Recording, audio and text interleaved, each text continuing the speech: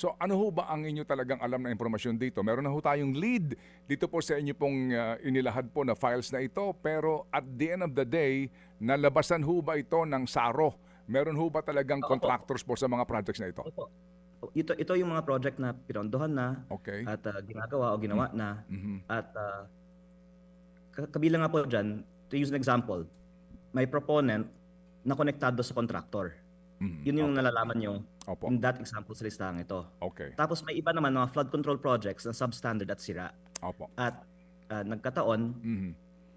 malapit yung contractor nun sa congressman at lahat ng mga ganitong klaseng proyekto ng congressman, ito yung contractor. So on the bidding, pwede ding investigahan kung may bid rigging kasi imposible naman na may tatlong bidder tapos lahat magkakalapit ang presyo na almost eksakto sa approved budget for contract.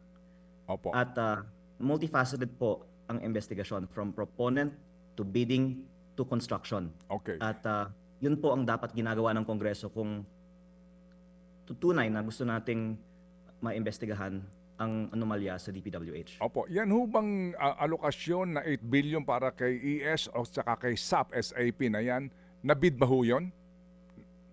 Sa aking distrito, ito po ay bagong aking ibabahagi, may 280 million peso solar street light na 1,202 peraso.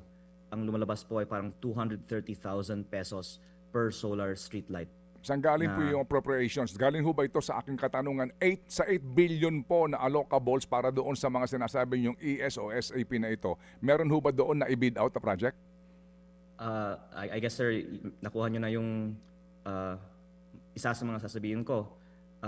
Ito po ang kasali sa nireport naman na din ng ibang mga estasyon na 8B at ito po ay tunay na proyekto.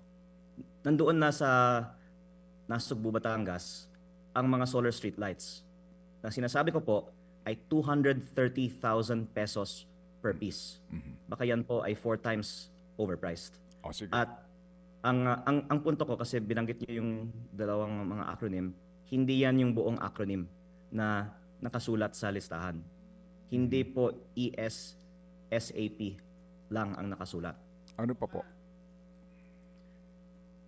Sana po papayagan ako ng Kongreso na Mamaya. isiwalat Sige, ito okay. sa Meron na po public pahabol na mga kapatid, brothers and sisters, saan ka pa? Dito na tayo sa totoo.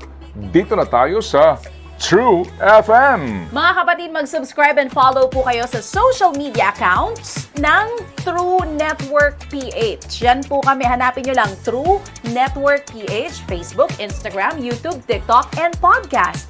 Mapa Apple or Spotify man yan, mahahanap nyo kami. Lahat ng mga napapanood at napapakinggan nyo po sa programa, nasa social media accounts namin yan. So paano mga kapatid? See you sa social media!